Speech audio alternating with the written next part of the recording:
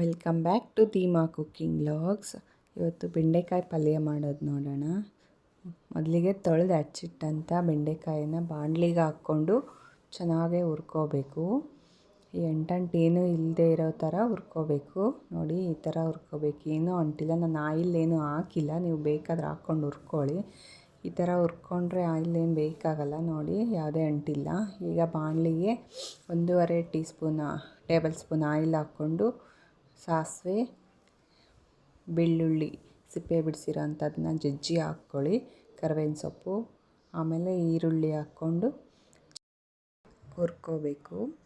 ಈರುಳ್ಳಿ ಜಾಸ್ತಿ ಗೋಲ್ಡಿಶ್ ಬರಬೇಕಂತ ಏನಿಲ್ಲ, ಸ್ವಲ್ಪ ಸಾಫ್ಟ್ ಆದರೆ ಸಾಕಾಗುತ್ತೆ. ಸ್ವಲ್ಪ ಉಪ್ಪು ಹಾಕ್ಕೊಳ್ಳಿ, ಬೇಗನೆ ಸಾಫ್ಟ್ ಆಗುತ್ತೆ. ಈಗ ನೋಡಿ, ಇಷ್ಟ ಆದರೆ ಸಾಕು. ಈಗ 3 ಟೊಮೊಟೊ ಹಚ್ಚಿಟ್ಟಿರೋದು ಹಾಕ್ತಾಯಿದ್ದೀನಿ.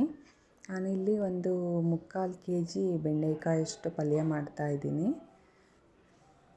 3 ಟೊಮೊಟೊ ಹಾಕ್ಕೊಂಡು ನೋಡಿ, ಟೊಮೊಟೊ ಸಾಫ್ಟ್ ಆಗಿದೆ ಸ್ವಲ್ಪ. ಈಗ ಹುರಿದಿಟ್ಟಂಥ ಬೆಂಡೆಕಾಯಿನ ಹಾಕ್ಕೊಳ್ತಿದ್ದೀನಿ. 1-2 ನಿಮಿಷ ಟೊಮೊಟೊ ಹಾಕಿದ್ಮೇಲೆ ಫ್ರೈ ಮಾಡಿದ್ರೆ ಸಾಕಾಗುತ್ತೆ. ಸ್ವಲ್ಪ ಸಾಫ್ಟ್ ಆದರೆ ನೋಡಿ, ಈಗ ಹುರ್ಕೋಬೇಕು. ಈ ಥರ ಆಯಿಲೆಲ್ಲ ಚೆನ್ನಾಗಿ ಮಿಕ್ಸ್ ಮಾಡಬೇಕು. ಬೆಂಡೆಕಾಯಿ ಹಾಕ್ಕೊಂಡ್ಮೇಲೆ 1 ನಿಮಿಷ ಹುರ್ಕೊಳ್ಳಿ. ಈಗ 1 ಟೀ ಸ್ಪೂನ್ ಧನಿಯಾ ಪುಡಿ, ಅರ್ಧ ಟೀ ಸ್ಪೂನ್ ಖಾರದ ಪುಡಿ ಹಾಕಿ ಚೆನ್ನಾಗಿ ಮಿಕ್ಸ್ ಮಾಡಿ 1 ಲೋಟ ನೀರು ಹಾಕ್ತಾಯಿದ್ದೀನಿ. ನೀರು ಜಾಸ್ತಿ ಏನು ಹಾಕೋಕೆ ಹೋಗಬೇಡಿ, ಸ್ವಲ್ಪ ಹಾಕ್ಕೊಳ್ಳಿ, ಬೇಗನೆ ಬೇಯುತ್ತೆ ಬೆಂಡೆಕಾಯಿ. ನೋಡಿ, ಇಷ್ಟು ಸ್ವಲ್ಪ ಸಾಕಾಗತ್ತೆ. ಈಗ ಸ್ವಲ್ಪ ಕುದ್ದಿದೆ ಚೆನ್ನಾಗಿ ನೀರಲ್ಲಿ. ಈಗ ತೆಂಗಿನಕಾಯಿ ತುರಿದಿಟ್ಟಿರೋಂಥ ತೆಂಗಿನಕಾಯಿ ಮತ್ತು ರುಚಿಗೆ ತಕ್ಕಷ್ಟು ಉಪ್ಪು ಹಾಕ್ತಾಯಿದ್ದೀನಿ. ಚೆನ್ನಾಗಿ ಮಿಕ್ಸ್ ಮಾಡ್ಕೊಳ್ಳಿ. ಮಿಕ್ಸ್ ಮಾಡಿಕೊಂಡು ಸ್ವಲ್ಪ 3 ಮಿನಿಟ್ಸ್ ಕುದಿಸ್ಕೊಳ್ಳಿ, ಸಾಕಾಗತ್ತೆ. ಕುದಿಸಿದ್ರೆ ನೋಡಿ, ಈಗ ಕುದೀತಾ ಇದೆ. ಇಷ್ಟು ನೀರು ಸಾಕಾಗತ್ತೆ, ಜಾಸ್ತಿ ನೀರು ಹಾಕ್ಕೋಕೆ ಹೋಗಬೇಡಿ, ಮತ್ತು ತೆಳ್ಳಗಾಗತ್ತೆ. ಪಲ್ಯ ಥರ ಇರಬೇಕಲ್ವ. ನೋಡಿ, ಇಷ್ಟು ಸಾಕಾಗತ್ತೆ. ಈಗ ಹೆಚ್ಚಿಟ್ಟಂಥ ಕೊತ್ತಂಬರಿ ಸೊಪ್ಪನ್ನು ಹಾಕ್ಕೊಳ್ತಾ ಇದ್ದೀನಿ.